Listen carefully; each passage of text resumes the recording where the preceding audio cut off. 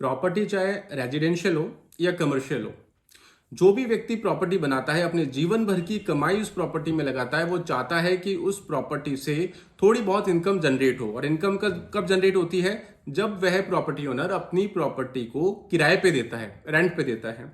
लेकिन किराए पे देने से पहले उसके मन में सबसे बड़ा जो एक प्रश्न होता है, डाउट होता है, वो ये होता है कि किराएदार हमें किराया तो देगा, लेकिन कहीं उस किराए के चक्कर में हमारी प्रॉपर्टी पर कब्जा ना हो जाए। क्योंकि बहुत से मामलों में ऐसा होता भी है। तो लोग क्या करते हैं कि अपनी प्रॉपर्टी किराए पे जब दे रहे हैं तो रेंट एग्रीमेंट बना लेते हैं। तो आपको बताऊं कि रेंट एग्रीमेंट पूरे तरीके से सुरक्षित नहीं होता है। तो बहुत से लोग रजिस्टर्ड लीज डीड या रजिस्टर्ड लीज एग्रीमेंट बना लेते हैं।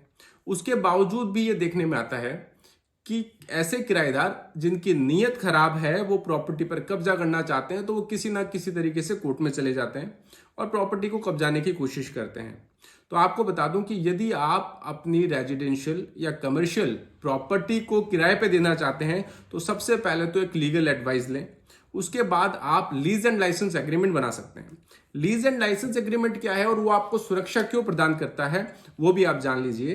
काफी हद तक तो lease and license agreement rent agreement की तरह ही होता है, लेकिन मकान मालिक को, प्रॉपर्टी ओनर को सुरक्षित इसलिए बना देता है क्योंकि इसमें लिखे जाने वाले क्लोज प्रॉपर्टी ओनर के पक्ष में होते हैं।